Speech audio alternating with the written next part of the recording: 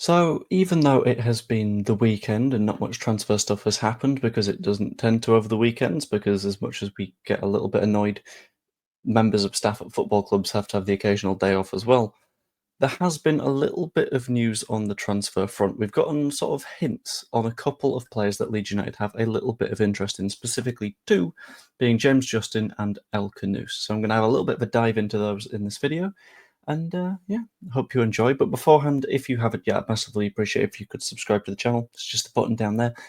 Be lovely if you could, and like the video as well. Anyway, I'm going to get right into it. So, James Justin, being one of the main targets for Leeds United at the moment, got a little bit more important this weekend because, well, as we found out on Saturday, Bogle was out. And when we don't have Bogle there, it becomes Isaac Schmidt. Isaac Schmidt, who is potentially leaving. And if it's not Schmidt, it's Byram. And Byram isn't the most creative, attacking, output-y kind of guy that we have at the minute. In the fullback areas, we're kind of weak, and we could do with a little bit more depth. And thankfully, we were already reportedly interested in signing James Justin, but there's been a little additional update to that. Leicester City played against Fiorentina today, and played reasonably well. However, whilst they won 2-0, James Justin didn't. James Justin wasn't part of the matchday squad at all, which is very, very telling because if you look at other matchday squads, say, for example, when we played against Villarreal, you didn't see Mateo Joseph in the matchday squad, or Bamford, or Gelhardt, or Greenwood, or JB, and all of those are the players that we're expecting to go out of the door in no time at all. This is what tells me that James Justin is most certainly on the move, and if Leeds United on Saturday learned just how important it is to have a decent quality left back / right back in the side, because he can do both, it might be a case of Leeds United are now looking at James Justin. The numbers I'd heard surrounding him aren't too huge. It's not going to be an unnecessarily big sum of money that we're going to have to pay for the guy, but it's manageable. And it's one that I'm fairly happy with. If we can sign James Justin and have him not as a starting option, because I don't think he's quite got that oomph to him to start for the club, but if we can get him in the side, have him as depth, and then just in case he can nip in and out a little bit, I'm not going to mind that in the slightest. He's a very, very solid backup player. And then we get to the other player of interest that Leeds are looking at the moment, because whilst we all saw that like fullbacks weren't enough at the moment, we also will have all noted that in terms of attacking, we didn't have that much of a sort of like penetrative touch to us. Like we were lacking balls in behind, we were lacking a little bit of creativity, a little bit of spark that would put us onto the last man, give us a decent opportunity, and ultimately give us a chance. The kind of player that would fix that could potentially be Bilal El Khannouss.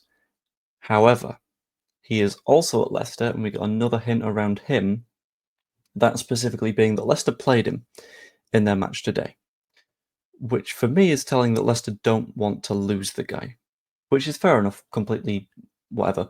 Like, we've been in that same spot where we've been relegated. There's a bunch of players that we want to keep, and we can't. All of very itchy nose.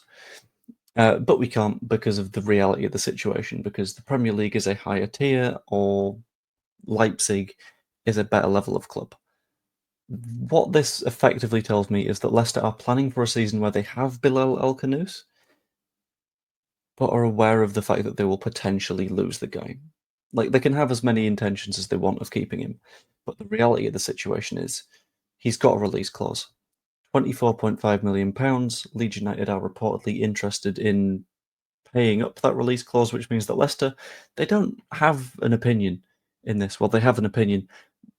We're not listening to their opinion in this because it doesn't matter. Because at the end of the day,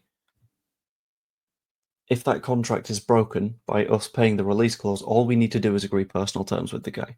And just to clear up a little bit of the confusion that a lot of people seem to have, we can't just like pay the release clause now and have done with it, because if we do that, all we do is void his contract at Leicester. We don't at the same time sign personal terms with him, because if we could do that, we would have done that, but he's going to also want to court a little bit of interest from Palace, from Leipzig, to see if he can get some European football with the Palace case, or a bigger chance of Champions League football a little bit sooner with Leipzig because they're not in Europe this season, but they probably will be next season. Yeah, we can't just throw money at this problem now and assume that he'll come here because at the end of the day, it's still his choice where he goes. Like, sure, we can break his contract with Leicester, but I would rather we do that when we know that he actually wants to be here. But what we know is Leicester want him to be there.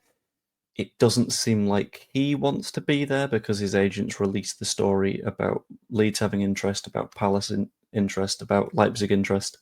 So it'll be a very interesting one to watch. In essence, the things that we have learned, James Justin definitely on the move. I'm hoping to us because he's a decent enough player without breaking the bank. El Khannouss, Leicester still desperately want him to stick around in the same way as Fatawu. Fatawu, by the way, fantastic performance in that match against Fiorentina. I think he scored or got an assist. Either way, he did some lovely little flicks and tricks.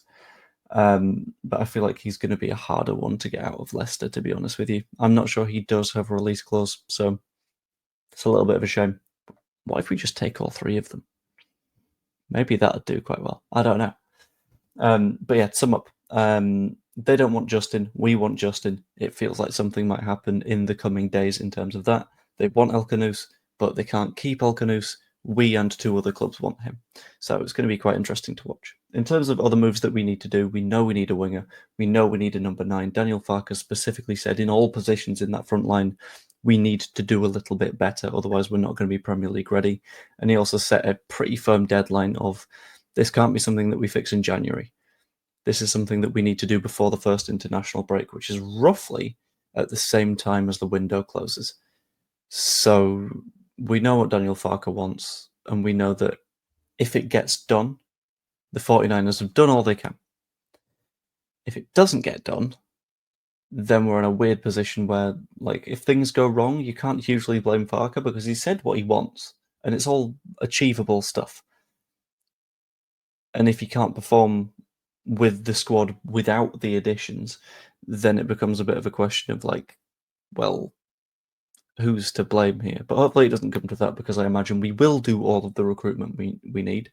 But that's just what I'm thinking. So let me know what you're thinking in the comments down below. It is always massively appreciated. I do read all of the comments. I just very rarely have time to actually respond to all of them because there's quite a lot.